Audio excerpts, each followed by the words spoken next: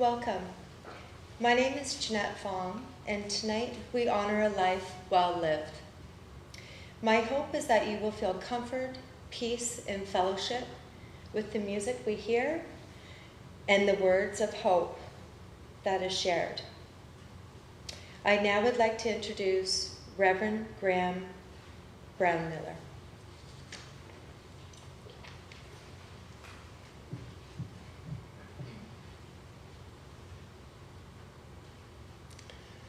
Good evening. My name is Graham, and I serve a congregation in Burnaby called Jubilee United Church. We find ourselves here on the traditional unceded territories of the Hunkaminam and Skohoma-speaking peoples, here in New West and in Burnaby along the rivers. The language of people was important. I've been receiving Christmas cards lately. The excitement of Christmas seems to be growing for a lot of people. Wishing me happiness, wishing me peace and joy for the holidays. Conversations with friends and acquaintances conclude with Merry Christmas. The old Christmas carols start playing on the radio 3 weeks ago already, I believe. Have a holly, jolly Christmas. But Christmas is not necessarily holly and jolly for everyone, especially for those of us who look at an empty chair or a place that was once occupied by the one that's not there anymore. The holly, jolly Christmas carols don't mean the same, they hit differently. All of these happy songs can mock the true grief that some of us feel. But the reality is, grief is not a welcome emotion in our world. It's usually met with advice, such as count your blessings, there are lots of people in worse positions. Don't worry, God needed another angel. Look on the bright side and move on. I know that advice comes with the best of intentions. It makes perfect sense logically, but in our hearts, in our experience, logic doesn't remove pain. No matter how much we try, my brain can't convince my heart that I'm not sad. The most logical advice cannot take away the sadness of losing someone 1 year later or 40 years later. In my tradition, the Christian tradition, we tell you that Jesus feels what you and I feel. Fully human, fully divine. There's nothing wrong, there's nothing weak, there's nothing unchristian about feeling sadness. Feelings are not good or bad, they just are. We hear in the scripture that for everything there's a season and a time for every matter under heaven. There's a time for holly jolly, but there's a time to mourn. Tonight is that time. One of those in the midst of a busy season where there's so much going on. A time of reflection and meditation, a time to share joy to the world, a time to slow down. Over the next little while, I'm going to tell you 2 stories, and this is the first of them. As I've been preparing for Christmas in my own church, I've been reading the Bible, obviously. And I keep coming across things. I've been doing this for a long time, and I keep coming across things every year that surprise me. This year, for some reason, it just struck me that the Gospel of Mark starts differently than the Gospel of Luke. There's no angels whispering in Mary's ear. There are no shepherds watching over their flocks by night. There's no wise ones from the east that come following a star. There's no wide-eyed animals standing around a straw-stuffed manger. Mark, the gospel writer, either didn't know about those things or chose not to record them because they weren't important to him. For him, the good news of Jesus Christ begins in the wilderness of Judea, with an old-time prophet named John, the first real prophet to turn up in Israel for well over 300 years. I really like movies, so I think about it in this way. If Mark's gospel were a movie, here's how I think it would begin. First, there'd be a long pan shot of the desert east of Jerusalem. Row upon row of buckskin-colored hills with nothing on them but rock and sand and silence. And then in the distance, just over the hill, a Bedouin shepherd dressed in black leads his sheep up one of the hills, and they disappear over the other side of it. The title appears on the screen just as the way it reads in the Bible, The Beginning of the Good News of Jesus Christ, the Son of God. It's a long title, but there's plenty of room for it with all that desert. And then you hear a voiceover as the camera continues to scan the hills. as it is written in the prophet Isaiah, "See, I am sending my messenger ahead of you who will prepare the way, the voice of one crying out in the wilderness. Prepare the way of the Lord, make his paths straight. Every valley shall be filled, and every mountain and hill shall be made low, and the crooked shall be made straight, and the rough ways made smooth, and all flesh shall see the salvation of God." I don't know how the rest of the story would go. That's as far as I got imagining it. But the salvation of God can be hard to see when certain seasons, certain circumstances make themselves known in our lives. Every one of us knows situations that cause grief, whether ourselves or for others that we love. Grief as the result of loss. The loss can come in many ways, from death, or illness, or a move, or a lost friendship, a broken relationship. It might be something totally out of our control. It might be the result of choices that we've made. It may just be something that has happened. Grief is a common human experience, and it can make us feel as if we're living in that wilderness, far away from home, in a cold, dark place with no familiar landmarks. Sometimes those dark, unfamiliar places are simply inside our heads. That can be a very lonely feeling. Other times, the cold, dark place is all around us, where we feel ourselves on the outside of love and friendship, wanting to get in, not knowing how. That too is a sad and lonely place. The truth is, I have no idea where your lonely place is, any more than I know what grief you bring with you tonight. No one else really knows what or how we feel. It's hard to even put it into words. It's hard for us to lay it on the table, to analyze or pray about it, and that's one of the reasons that we gather here tonight, to simply acknowledge the events and circumstances that cause us grief, to acknowledge in the safety and serenity of this place that that's not how life is supposed to be, to acknowledge the life of a loved one well lived, to acknowledge that cold and darkness and being an outsider are not what we're made for. Tonight, we are reminded that the first Christmas did not happen in a vacuum. The Christ event was a part of a long evolution in the work of God. From the very creation of the world, God has been working hard to bring salvation to humankind, to bring feeling better out of grief. Through the people of Israel, God sent light shining in the world, and that light shines on us tonight, calling us to come in from the dark, calling us to name the dark and sorry and wounded places, the grief, the loved ones, not to hold on to them alone, but to share them. The light that shines in grief calls us to name those places, to give them to God, that every lofty mountain shall be made low, that age-old depths and gorges be filled in, that the crooked places are made straight and rough places are made smooth in us and in the world, so that we may see the salvation of God, that we may at last find our way out of the wilderness, that we may find our way home, that we might be friendly with our grief, and know that even as we travel that journey on our own, we travel it with those who sit around us. We find ways to share the stories we remember. So I don't know where your dark place is, your lonely place, or what your grief is, but I share grief with you in this place and in this time.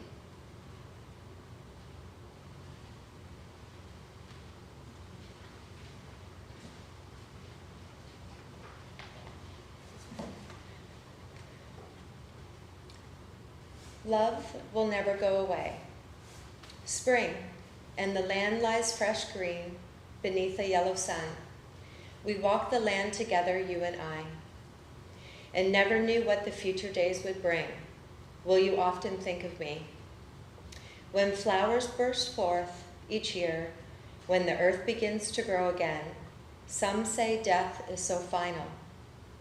But my love for you can never die. Just as the sun once warmed our hearts, let this love touch you some night when I am gone, and the loneliness comes before the dawn brings to scatter your dreams away. Summer, And I never knew a bird could sing so sweet and clear until they told me I must leave you for a while. I never knew the sky could be so deep a blue until I knew I could not grow old with you. But better to be loved by you than to have lived a million summers and never have known your love. Together, let us, you and I, remember the days and nights for eternity. Fall, and the earth begins to die, and the leaves turn golden brown upon the trees. Remember me too in autumn, for I will walk with you, as of old along a city sidewalk at evening time, though I cannot hold you by hand. Winter, and perhaps someday there may be another fireplace, another room with crackling fire and fragrant smoke. And turning suddenly, we will be together.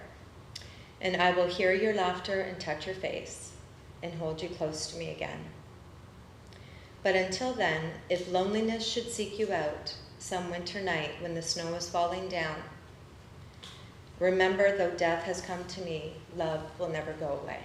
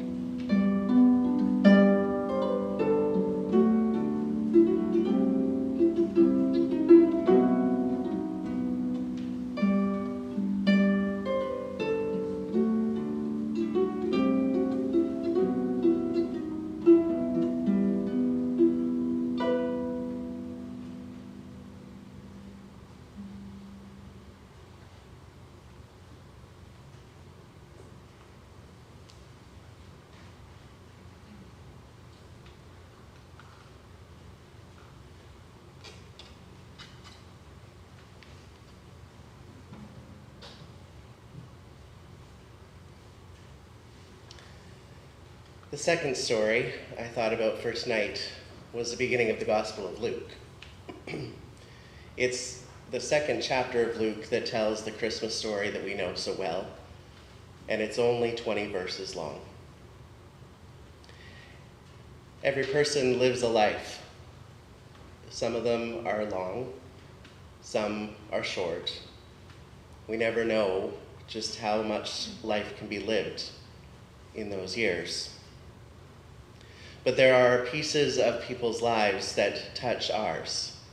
And whether we know someone for their whole life or just a short part of their life, there is something that they make an indelible mark upon who we are and what we're going to be. Just after the well-known Christmas story, the shepherds have come, Mary and Joseph have returned home with the baby, and then they take him to the temple for a blessing when he's 8 days old. There's a man named Simeon sitting in the temple, an elder, and they've shown up, and somehow he recognizes them. He approaches them and asks if he can hold the child. He recognized the baby as someone who would have great influence in the world. He recognized him as the Messiah. First, Simeon offers a blessing, and then after his wonderful blessing, Simeon turns to Mary and says, "This child of yours will cause many to fall. The child will be like a warning sign. Many will reject him, and you, Mary, your hurt will be so profound, you will feel as though your heart were sliced through by a sharp sword." It must have been awful for Mary to hear an announcement like that when she was expecting joyful celebration. I don't know about you, but it would have felt like legs were knocked out from underneath us. And isn't it like that when devastating news is delivered? Our lives are turned upside down. We don't want the news any more than Mary did. We don't deserve the news any more than Mary did. Announcements such as Simeon's to Mary usually enter our lives abruptly and without warning. They startle, they shock, they take us by surprise, they wrench us out of our comfort zones, they blast us with their reality, they bring grief and pain and turmoil. Simeon's announcements come in the midst of life when everything is going reasonably well. They come in the knock on a door or a phone call to say that your loved one has died. I was 7 years old 33 years ago today when I woke up to hear that my mom had died in the middle of the night. I thought my brother was joking, and I thought he had been in trouble. That's why he was crying. We never know how the Simeon announcements are going to come. They might come in a doctor's diagnosis or a letter saying that you're no longer needed at work. They invoke a range of response, don't they, those announcements? And then, just after Simeon had that moment, another woman came to them. Her name was Anna, a prophet, also there in the temple. She was very old, according to their timeline anyways. In her youth, she'd been married for 7 years, but her husband had died, and now at 84, which is no longer that old, night and day she served God in the temple, praying and often going without eating. Anna saw Mary and Joseph and the baby and Simeon, and she came in to praise God. She spoke about the child to everyone who hoped for Jerusalem to be set free. She arrives just after Simeon gave his announcement, "Your heart is going to be torn." What a wonderful time for this wise woman to come and show her support for this family. How much Mary must have needed her. Anna's early widowhood had given her a fuller understanding of life. She knew what suffering was. Anna came as a source of hope and a source of strength for Mary. She came as comfort to this young mother who had just learned she would face much sorrow in her life, that at some point her son would die. I've always been struck by the phrase, "Anna came just at that moment." Our Annas come when we need them. They come at the right time in the form of a phone call, or a letter, or a compassionate nurse at the bedside, a warm embrace. These people may not say a lot to us, and they may not even realize how profoundly they are messengers of hope. But we know that we get encouraged from their presence. Our Annas are messengers from God. They are compassionate-filled people who are not afraid to be with someone who is hurting. They are faith-filled people who bring encouragement with their presence as well as their words. They remind us that we are not alone. We're encouraged in this season, in the seasons to come, to open our hearts and receive the Annas even as the Simeons offer pain and hurt. In this time, we find those moments to be open to hearing from those people who love us. To remember that even after someone has died, they are still part of us, for they have made a mark upon our lives that is so great they can't be forgotten. Those who die are never truly dead until we stop telling their stories, until we stop remembering them. So may tonight continue to be a night that offers balm to your soul in your grief, and may you be open to hearing the voices of those who come to offer you comfort.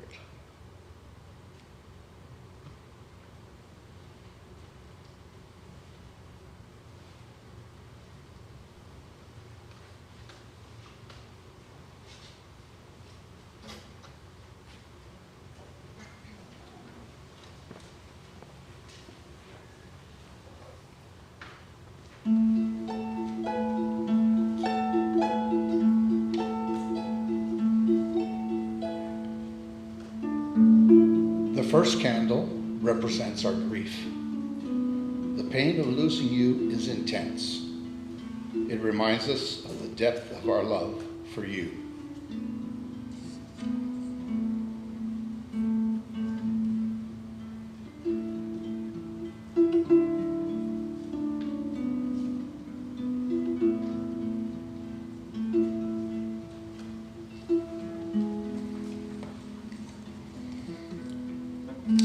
The second candle represents our courage to confront our sorrows, to confront each other, to change our lives.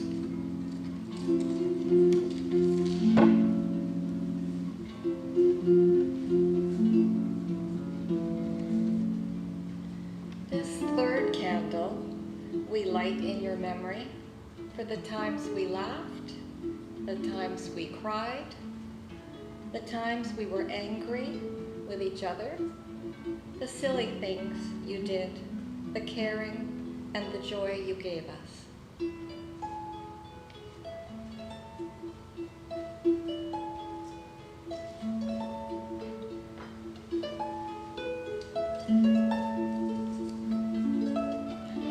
This fourth candle we light for our love. We light this candle that your light will always shine as we think of you each day and share your memory with our family and friends.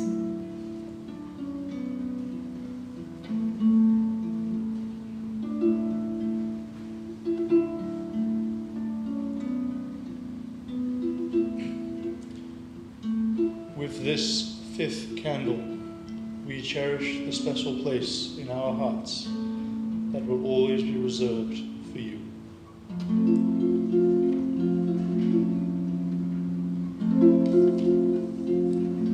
With the sixth candle, we thank you for the gift your living brought to each of us. We love you and we remember you.